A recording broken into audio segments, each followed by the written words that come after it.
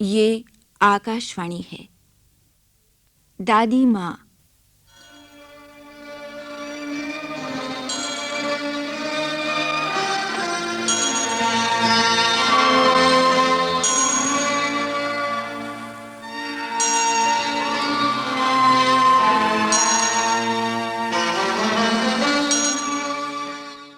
दादी माँ आज प्रस्तुत है कन्नड़ के सुविख्यात साहित्यकार डॉक्टर शिवराम कारंत के उपन्यास मुकज्जिए कनसुगलू का ये हिंदी रेडियो नाट्य रूपांतर।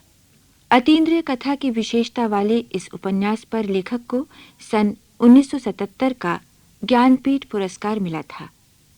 इसका रेडियो नाट्य रूपांतर श्री वसंत कावली ने किया है और संपादन श्री चिरंजीत ने। तो सुनिए ये नाटक दादी माँ। आज प्रस्तुत है इस नाटक की दूसरी और अंतिम कड़ी।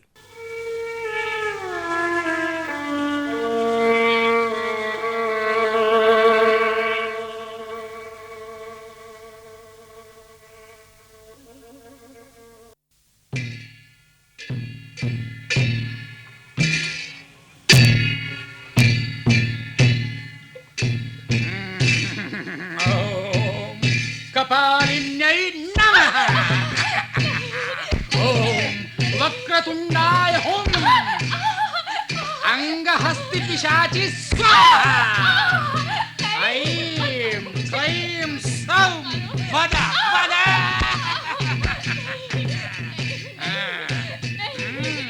मुझे मत मारो। मैं कोई भूत पिशाच नहीं हूँ।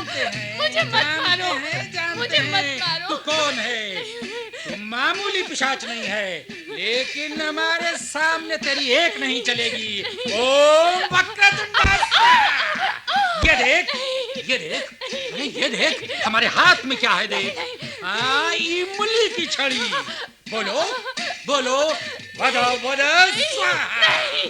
नहीं, इस लड़की को छोड़कर बोल जाएगा कि नहीं? बोल जाएगा कि नहीं?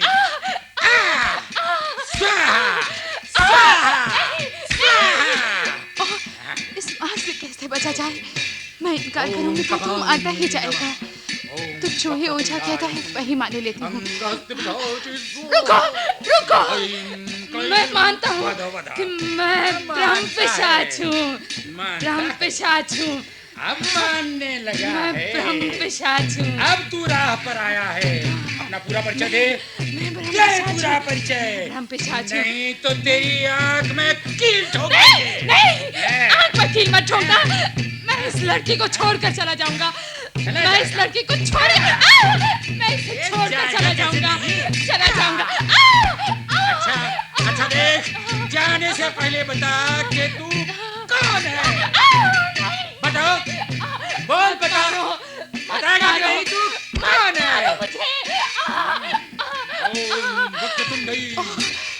इस मार से बचने के लिए क्या झूठ बोलूं? क्यों नहीं इसी से पूछूं? तुम बड़े मंत्रवादी बनते हो। तुम ही कहो कि मैं कौन हूँ। मैं कौन हूँ? यज्ञ नारायण है। यज्ञ नारायण? हाँ, वही यज्ञ नारायण जो उपनयन संस्कार से पहले मर गया था।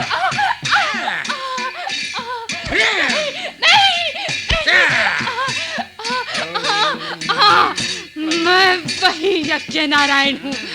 वही यज्ञ नारायण हूँ। नहीं, नहीं, नहीं। मैं इस लड़की को छोड़कर अभी जाता हूँ। अभी जाता हूँ। अभी जाता हूँ।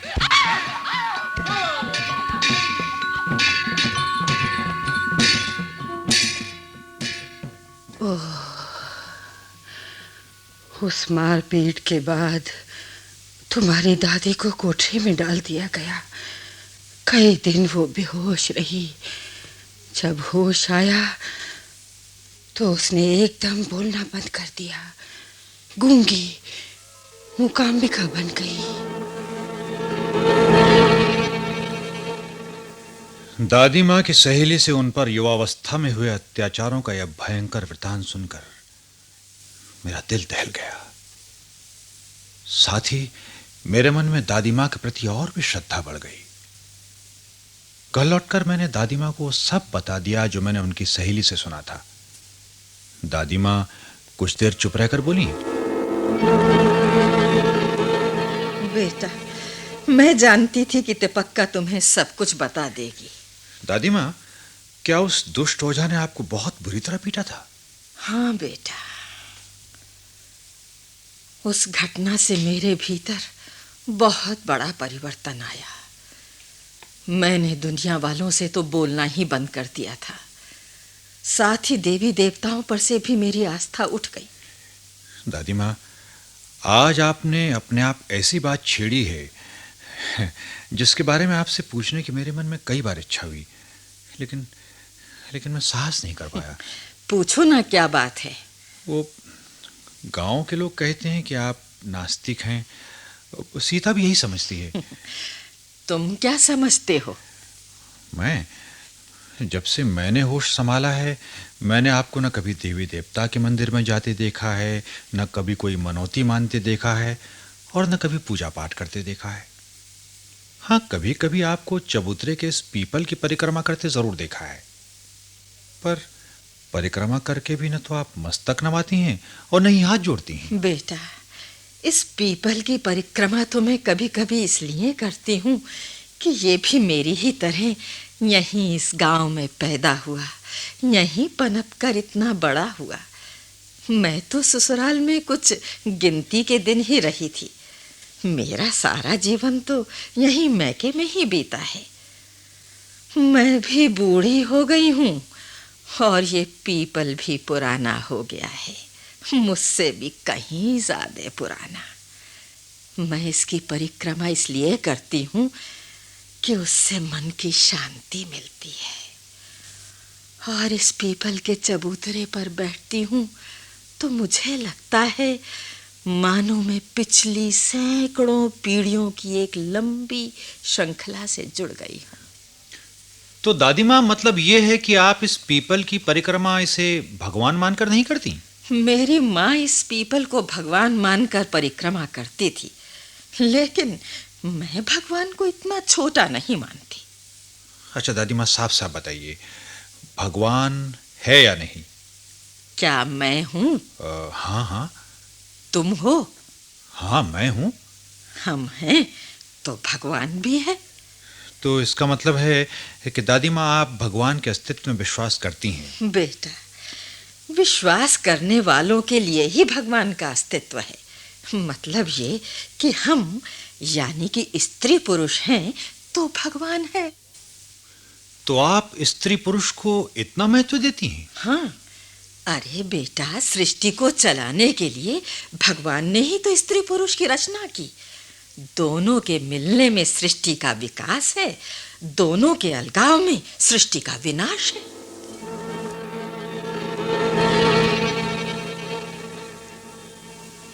जब दादी माँ ईश्वर की सत्ता और स्त्री पुरुष की महत्ता की बात कर रही थी, तो अनजाने मेरा ध्यान नागी और उसके पति गांव के तेली रामण्णा की ओर चला गया। कई बार बातचीत करके मुझे लगा कि दादी माँ को नागी और रामण्णा का अलगाव पसंद नहीं है।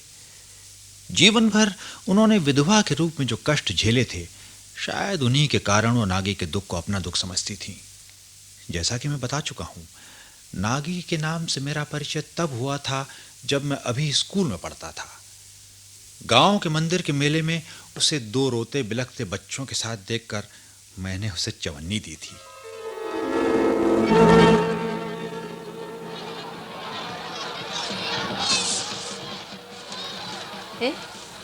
ये क्या चवन्नी? किसने मेरी और ये चवन्नी फेंकी? मैंने। ए बाबू, मैं तुम्हारी पालतू कुतिया नहीं, समझे? बड़े आए दया दिखाने वाले। अरे नाराज क्यों होती हो? इन बच्चों को भूख से रोते बिलखते देखकर मुझे तरस आया तो तुम्हें चवन्नी दी। नहीं चाहिए तो ना लो। अभी मेरे एक दोस्त ने तुम्हारे दुख दर्द की कहानी सुनाई थी। तुम तो हमारे इस गांव की रहने वाली हो, इसलिए सोचा कि देखो, मैं भी इसी गांव का हूँ, मुकम्मा दादी का पोता। क्या तुम उस पीपल के चबूतरे वाली दादी माँ के पोते हो? खैर, मैंने जीवन में जो पाप किया है उसकी सजा मैं ही भुगतूंगी। मुझे किसी से पैसे वगैरह की भीख नहीं चाहिए। मैं ये पैसे तुम्हें नहीं, इन बच्चों के खाने के लिए दे नहीं रहा नहीं, था। बच्चों के लिए भी मुझे किसी दूसरे का पैसा नहीं चाहिए, भीख नहीं चाहिए। मैं खुद मेहनत मजदूरी करती हूँ और इन बच्चों का पेट पालती हूँ। आओ बच्चों चलो। बाबू, बुरा ना मानना, तुम तो बड़े घर के हो। तुम्हारी दादी माँ तो भगवान का रूप है। फिर भी मैं अपने ऊपर किसी के उपकार का कर्ज नहीं चाहती। मैं तो हैरान हूँ तुम्हारी ये हिम्मत देखकर। बाबू, तुमने महाभारत के शिखंडी की कथा सुनी है ना? जैसे शिखंडी ने भीष्म पितामह के सामने प्रतिज्ञा की थी ना, वैसे ही मैंने भी की है। अपनी मेहनत से अपना पेट काट कर मैं अपने इन बच्चों को बड़ा करूंगी और उस बाबू के सामने इन्हें खड़ा करके कहूंगी, लो देखो इन्हें और पहचानो। अगर कुछ लाज शर्म हो तो चुल्लू भर पानी में डूब मरो। तुम्हारी ये बात मेरी समझ में नहीं आई। अरे अपने मामा से कहोगे तो वो सब समझ जाएगा। नागी से बात करने से पहले मैं अपने मित्र से उसका हाल सुन चुका था। वो जवानी में बहुत सुंदर थी। हमारे गांव के गरीब तेली रामण्णा से उसकी शादी हुई थी। नागी के रूप यौवन पर रीझ कर शीनप्पा नामक एक धनी और अय्याश आदमी उसे भगा कर ले गया था और जेवरों, कपड़ों और सुख आराम के लालच में वो उसकी रखैल बन गई। बाद में नागी की जवानी ढल जाने पर शीनप्पा ने उसके जेवर, कपड़े छीनकर 2 अवैध बच्चों के साथ उसे घर से निकाल दिया और फिर वो इस गांव में दिखाई नहीं दी। नागी ने मुझसे बात करते हुए मेरे मामा का नाम धरा था, लेकिन मेरा तो कोई मामा था ही नहीं। बात समझ में नहीं आई। तब मैं स्कूल में पढ़ने वाला लड़का ही तो था। मैंने दादी माँ को मेले में नागी से मिलने और उसे चवन्नी देने की सब बात सुनाई। दादी माँ ने चवन्नी को छूकर ही तो कहा था। तुमने ये चवन्नी उस औरत को दी ही क्यों? उसके हाथ की गर्मी अभी तक इसमें से उबल रही है। जरूर इस चवन्नी को नागी ने छुआ होगा। उस अभागिन के जीवन की धधकती दहकती पीड़ा इसमें समाई हुई है। उसका रूप ही उसका दुश्मन हो गया। तुम्हारे मामा ने ही उसकी ये दुर्दशा की है। दादी माँ, मैं यही तो जानना चाहता हूँ, मेरे कौन से मामा ने उसकी ये दुर्दशा की? अरे उस तोंदुल शीनप्पा ने। शीनप्पा? अरे जाने दो, शीनप्पा तुम्हारा असली मामा नहीं। तुम्हारे बाप की जो पहली पत्नी मर गई थी ना, शीनप्पा उसी का भाई है। नागी से छोटी उम्र में भूल हुई, लेकिन अब वो समझदार हो गई है। लेकिन दादी माँ, नागी ने मुझे बताया कि उसने प्रतिज्ञा की है। मैं जानती हूँ बेटा, वो हठ की पक्की है। जैसा कहती है वैसा ही करके दिखाएगी। सत्य उसके साथ है। लेकिन दादी माँ, उसके पति रामन्ना ने तो उसे वापस अपने घर बुलाया था, लेकिन वो नहीं मानी। अरे हाँ, नागी नहीं मानी थी। उसने रामन्ना से कहा था, मेरी ये काया झूठी पत्तल बन चुकी है, इसे मत छुओ, मुझे मेरे हाल पर ही छोड़ दो। क्या मतलब? अरे बेटा, अभी तुम बच्चे हो, अभी तुम ये बातें नहीं समझ सकते। हाँ, अब जब मैं बड़ा हो गया हूँ, 2 बच्चों का बाप बन गया हूँ, सब बातें कुछ कुछ समझने लगा हूँ, लेकिन पूरी तरह नहीं। खैर, लड़कपन में सुनी हुई नागी की कहानी कुछ धुंधली पड़ गई थी, लेकिन कोई साल भर पहले वो कहानी फिर उजागर हो गई, जब नागी का पति रामण्णा हमारे घर तेल बेचने आया। मालिक, ये तेल तो रख लीजिए। आप नारियल की जो गरी देंगे उसका तेल भी मैं निकाल कर ले आऊंगा। ठीक है, हम तुम्हारा तेल ले लेते हैं। अरे सीता, ये रामण्णा इतनी दूर से तेल लेकर आया है, इसे कुछ नाश्ता वगैरह तो कराओ। ना ना ना मालिक, उसकी कोई जरूरत नहीं। अरे भाई, संकोच क्यों कर रहे हो? इसे अपना घर ही समझो। इस घर के लिए मैं नया थोड़ा ही हूँ मालिक, संकोच कैसा। लो राम, कॉफी पियो और ये गुड़ चिवड़ा भी खाओ। ना ना मालकिन, ये सब आपने। अरे खाओ तो सही, फिर पान तंबाकू भी दूंगा। ना ना, पान तंबाकू की जरूरत नहीं है मालकिन। मेरे इस पनडब्बे में सब है। अरे ये पंडब्बा तो बहुत सुंदर है। हाँ, घर का क्या हाल चाल है?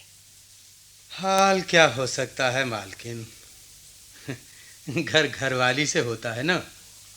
घर में एक कोलू है, एक बैल और एक मैं हूँ।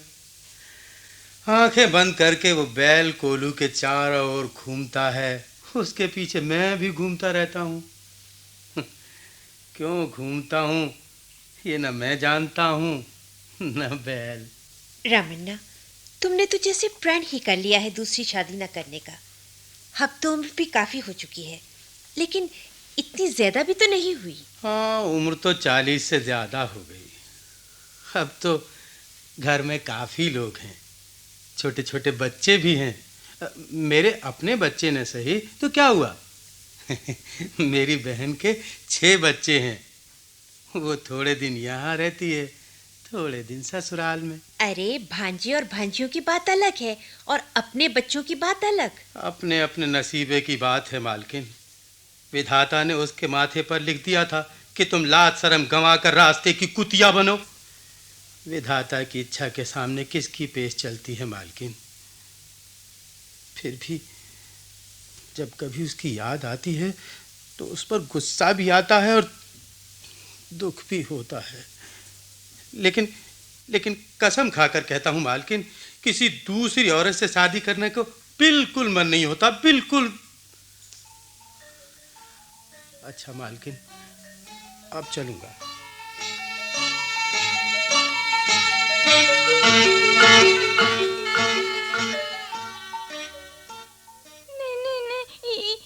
ये पंडब्बा मेरा, इस पंडब्बे को पहले मैंने देखा था, अबे मेरा हो गया, मेरा छोड़ दे किट्टू, क्यों भाई से लड़ता है रे? ये पंडब्बा ना तुम्हारा है ना चंद्रू का, ये उस तेली रमन्ना का है। अरे भूल से यहाँ छोड़ गया है। ला ला मुझे दे दे, ये वो अभी वापस लेने आएगा। ये लो डब्बा, चल रे चंद्रू।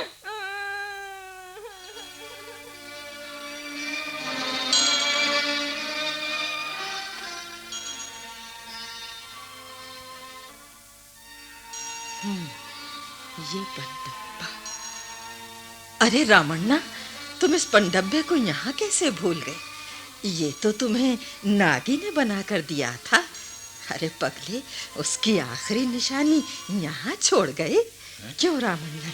दादी माँ किससे बात कर रही है? नागी ने तुम्हें बना कर दिया था। मुझे याद है, लेकिन तो उसकी आखिरी रामन्ना को तेल देकर कब का चला गया? अरे रामन्ना, क्यों रामन्ना, ये पंडब्बा तुम्हें नागी ने ही बना कर दिया था ना।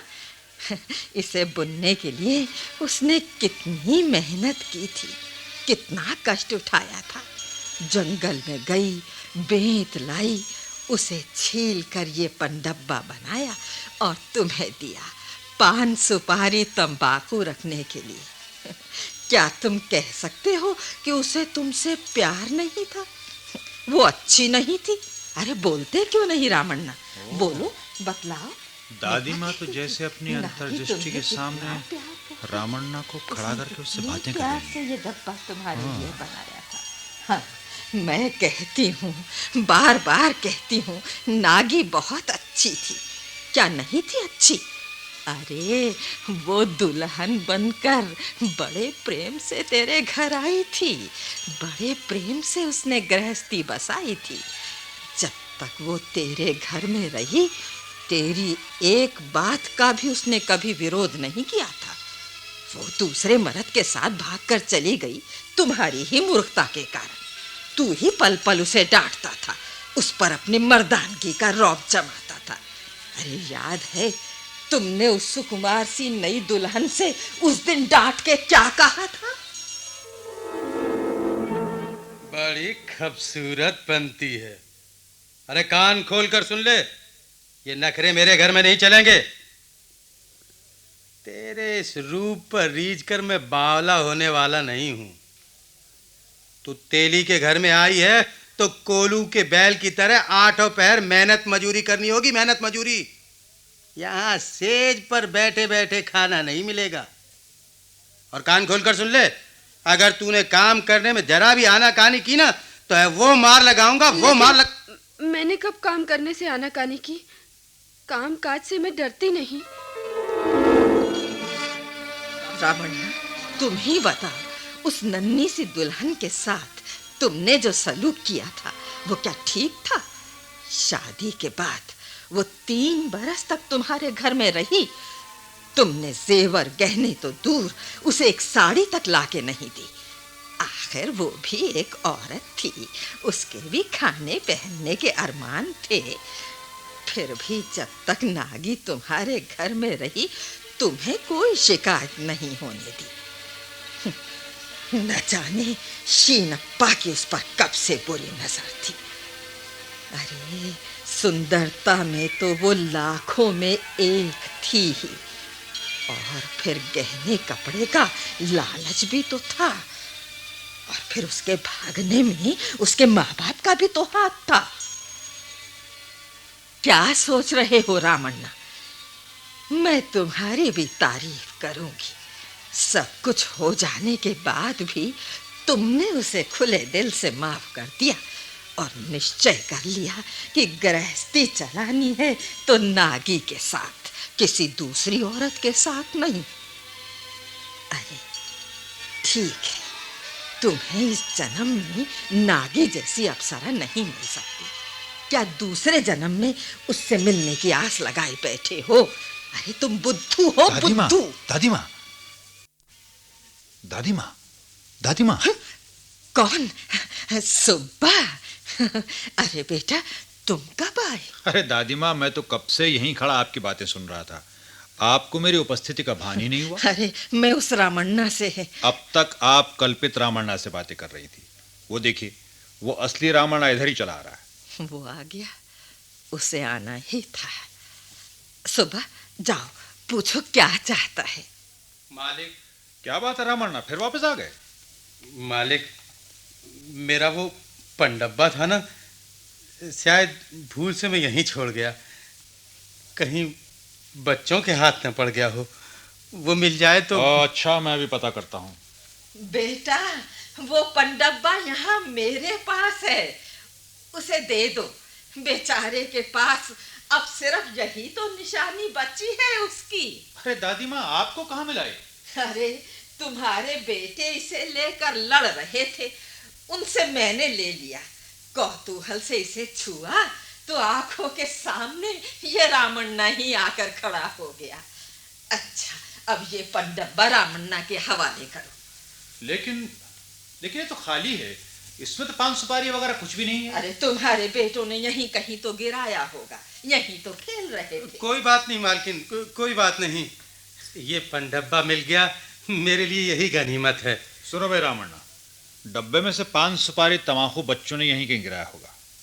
इस वक्त वगैरह हो चुका है, सवेरे ढूंढ कर ले जाना। इस वक्त अगर कुछ नहीं, मुझे अब और कुछ नहीं चाहिए मालिक। अच्छा तो फिर। अरे बेकार की बातें ना कर बेटा, ये पनडब्बा इसके हवाले कर। वो तो दे दिया दादी माँ।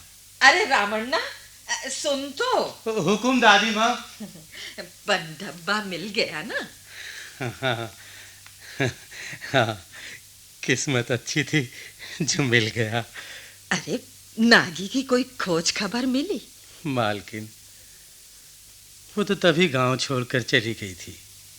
कई साल हो गए, पता नहीं कहाँ किस गांव में रह रही है। उसके बेटे काफी बड़े हो गए होंगे। पता नहीं। अच्छा, मैं चलता हूँ। इसके प्राण उसी में अटके हैं। पनडब्बे को देख देख कर ये उसी का इंतजार कर रहा है।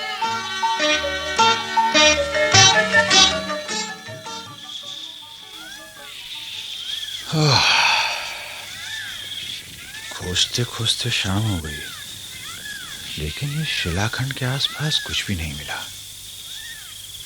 दादी माँ ने उस रात यहीं तो इंद्राय स्वाहा का मंत्रोच्चारण सुना था ना, तो फिर यहीं कहीं ऋषि मुनियों के हवन कुंडों का अवशेष चलना है। बस बेटा। अरे कोई आ रहा है, मुझे छुप जाना चाहिए। अरे संभल के बेटा। अरे संभल के। ये तो बेंत और लकड़ी के बड़े बड़े गट्ठर उठाए हुए 2 लड़के और एक स्त्री है। शायद जंगल से बेंत और लकड़ियां काट कर लाए हैं।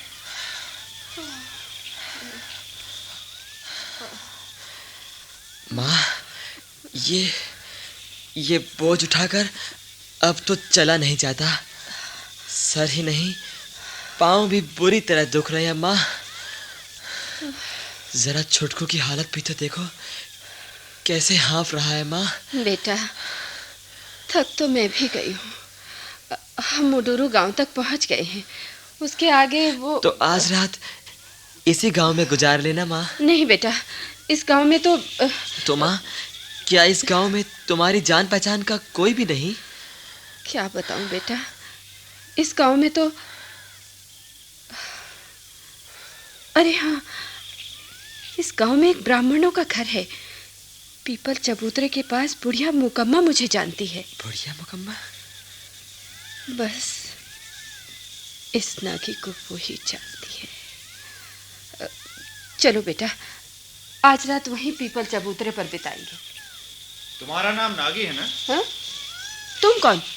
तुमने मुझे कैसे पहचाना? कई साल हुए तुम्हें मेले में देखा था। तब ये दोनों लड़के बहुत छोटे थे। चलो हमारे घर में तुम्हें सोने को जगह भी मिलेगी और खाने पीने को। लेकिन तुम अरे भाई, मैं उसी मुकम्मा दादी माँ का पोता हूँ जिसका अभी तुम जिक्र कर रही थी। आओ मेरे साथ।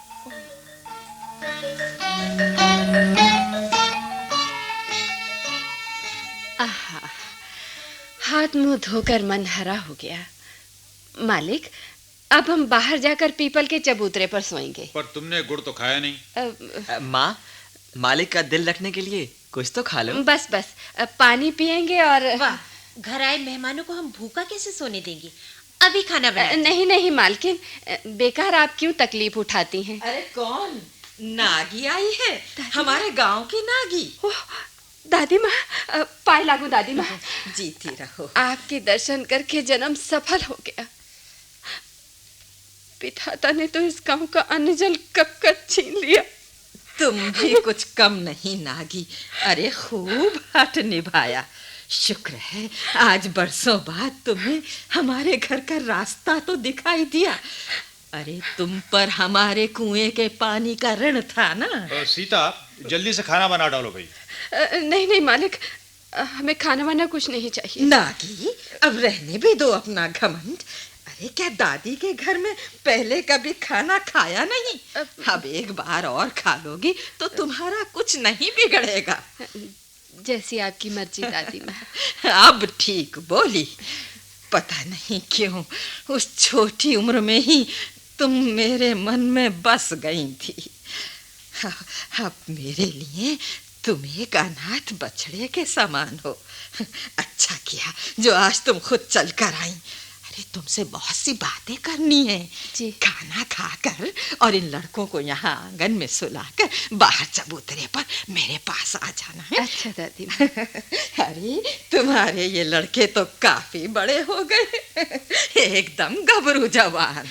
बस दादी माँ, इन्हीं के कारण मैं अभी तक जिंदा हूँ। अरे माँ का यही धर्म है, बच्चों को भी माँ का ख्याल करना चाहिए, खासकर तुम जैसी माँ का जिसने इनके लिए अपनी जान खपा दी। दादी माँ, दोनों बच्चे मुझे बहुत मानते हैं, मुझ पर जान छिड़कते हैं। अब तो यही साथ है कि ये शादी ब्याह करके अपनी गिरस्ती बसा लें। लेकिन सोचती हूँ। अरे अब तुम्हें क्या सोचना, जिसके इतने बड़े बड़े बेटे हैं, अरे उसे क्या चिंता। दादी माँ, चिंता तो यही है कि मेरी बदकिस्मती का मनुष्य साया कहीं इनके शादी ब्याह में आड़े ना आए। अरे अरे चिंता न कर, ऐसा कुछ नहीं होगा। मैंने तुम लोगों के लिए कुछ सोचा है। खाना खाकर मेरे पास बाहर चबूतरे पर आ जाना है, सब बताऊंगी। अच्छा दादी।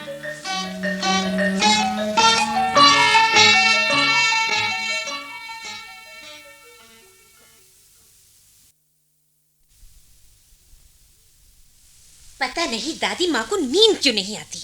इतनी रात हो गई है लेकिन अभी तक बाहर पीपल के चबूतरे पर बैठी हैं। हाँ, क्या कहा? दादी माँ अभी तक बाहर बैठी हैं? ना जाने वहाँ किस किस के साथ क्या क्या बातें करती रहती हैं। परसों रात उस नीच जात नागी को लिए बैठी थी और आज रामण्णा तेली को बुला लिया। ओह, तो दादी माँ आज रामण्णा से बातें कर रही हैं। लेकिन रात काफी हो गई है, मैं भी उन्हें बुला कर लाता हूँ।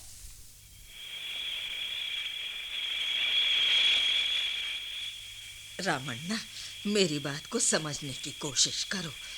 कहते हैं नल महाराज पर जब शनि की दशा आई तो उन्हें ढेरों कष्ट सहने पड़े थे। राजपाट के साथ पत्नी भी छूट गई। सोचो, तुम्हारी भी वही हालत हुई। अब तुम्हारी बड़ी बहन तो मर चुकी, छोटी बहन अपने ससुराल लौट गई। अब तुम्हें किसकी चिंता? समझ लो कि भगवान ने तुम्हारा जो सुख छीन लिया था वो उसे अब लौटा रहा है। आप ठीक कह रही हैं मालकिन, लेकिन हाँ, घर जाकर सोच लो रामण्णा।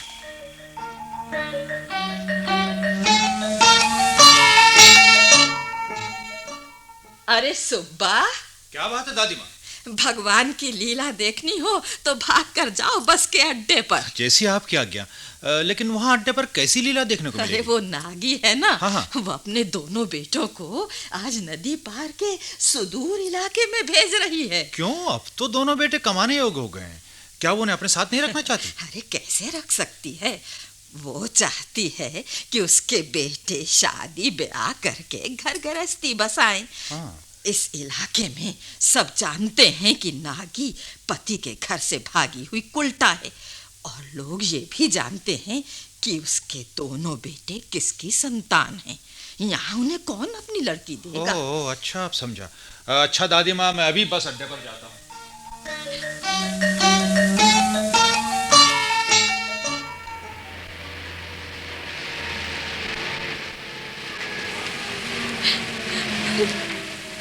लो माँ, घाट की बस आ गई। अब रोना धोना बंद करो। अगर इस तरह रोती रहोगी तो हमारी ये बस भी छूट जाएगी और हम आगे जाने के लिए घाट पर नहीं पहुंच सकेंगे माँ। नहीं बेटा, अब मैं नहीं रहूंगी। मैं चाहती थी कि वहाँ के खर्च के लिए तुम्हें 10-15 रुपए और दे दूं, लेकिन तुम्हारी इस गरीब माँ के पास कुछ भी तो नहीं। माँ, अब हम कमाकर तुम्हें रुपए भेजेंगे। तुमने हमारे लिए कैसे मेहनत मजूरी की, कैसे कैसे कष्ट उठाए हैं, वे सब हम जानते हैं माँ।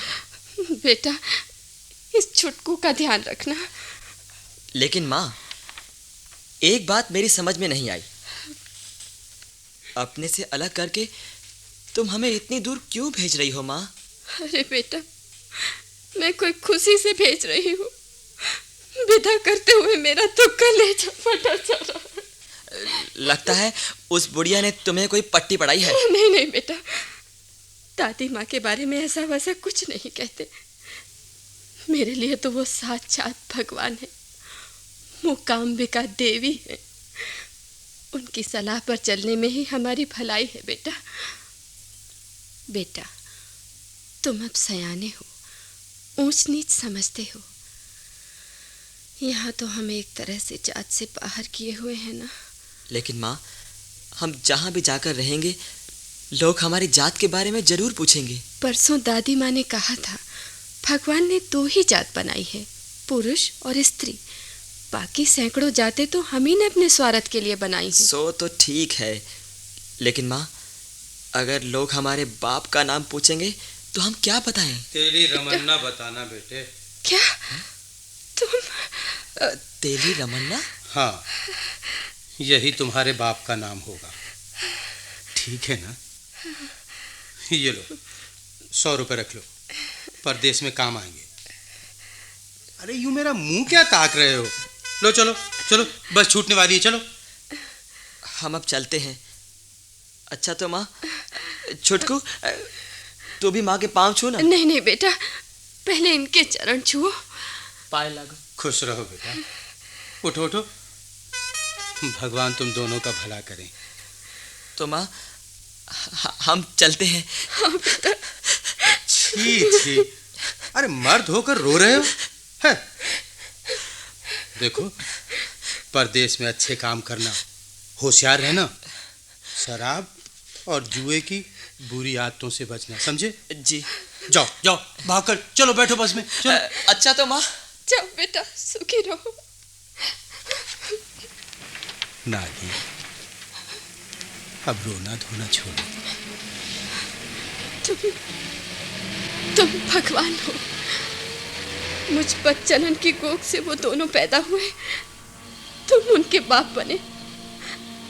तुम्हारा दिल बहुत बड़ा है, बहुत बड़ा है। तुम आज मेरे लिए भगवान बनकर आए। सचमुच तुम्हारा दिल बहुत बड़ा है। जब तुम मेरी हो तो तुम्हारे बच्चे भी मेरे हुए। बिना बाप के नाम के इन लड़कों की परदेश में वही दुर्गत होती जो यहाँ हो रही थी। ये सब सोचकर ही दादी माँ ने मुझे जो सलाह दी वही मुझे ठीक लगी। आज से मैं ही उनका बाप हूँ। तो क्या दादी माँ ने तुम्हें भी बुलाकर समझाया था? हाँ, मुझे बुलाकर घंटों बातें की, आगा पीछा समझाया और तुम्हारे बारे में भी दादी माँ ने अहिल्या का दृष्टांत देकर समझाया। हाँ, दादी माँ ने मुझे भी अहिल्या की कहानी सुनाई थी। मैंने पूछा, गौतम के शाप से वो पत्थर बन गई थी ना? दादी माँ ने जवाब दिया, पगली, पत्थर अहिल्या नहीं, उसका दिल पत्थर बना था। अगर वो पत्थर बन जाती तो गौतम धुआं बन जाता। दादी माँ की बातों से मेरा भी पत्थर दिल पिघल गया। मैं फिर औरत बन गई। सोचने लगी, तुम अगर मुझे अब एक बार फिर बुलाओगे तो मैं इनकार नहीं करूंगी। दादी माँ ने ही मेरा उजड़ा घर बसाया है। मुझे तो लगता है जैसे वो सारे जगत की दादी माँ है। हाँ, मुझे भी यही लगता है। उन्होंने मुझसे कहा, रमन्ना, नल महाराज की तरह तुम पर भी शनि की दशा थी, समझ लो कि अब वो हट गई। हाँ। मैंने सोचा अब अगर अपनी नागी मिलेगी तो कोलू चलाने की जरूरत नहीं होगी। कोलू चलाने की क्यों जरूरत नहीं होगी? क्योंकि तुम्हें पाकर अब मैं सिर्फ हाथों से ही तेल निकाल सकता हूँ। हाँ हाँ, मैं जानती हूँ, इन बाहों में वो ताकत है। ताकत पहले नहीं थी, अब आई है। दादी माँ को मैंने बताया था, इस जन्म में मैं झूठी पत्तल बनी। अब व्रत रख रही हूँ कि अगले जन्म में तुम्हें फिर पति के रूप में पाऊं। दादी माँ ने क्या जवाब दिया? उन्होंने कहा, आपस में प्रेम है तो इसी जन्म में खुशी से मिलकर रहो। कौन जाने पुनर्जन्म है कि नहीं। और मान लो कि है, और अगले जन्म में अगर वो कौआ बना और तुम चिड़िया तो फिर कैसे मिलन होगा? ठीक ही तो कहा, हम इसी जन्म में एक हो गए। क्यों? हाँ।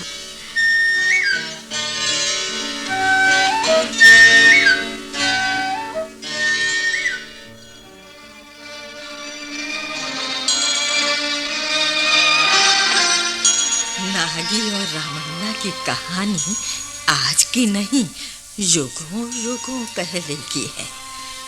कहते हैं ये जगत भगवान की माया है। जगत की रचना भगवान ने स्त्री और पुरुष के रूप में की और साथ ही सुख और दुख की भी रचना की। सुख और दुख से जीवन में सार्थकता आई। अगर स्त्री और पुरुष न होते तो ये जगत बस बंजर भूमि होता। स्त्री और पुरुष का संयोग ही भगवान की सृष्टि का आधार है। स्त्री है तो पुरुष है और पुरुष है तो स्त्री है। स्त्री है तो पुरुष है, पुरुष है तो स्त्री है।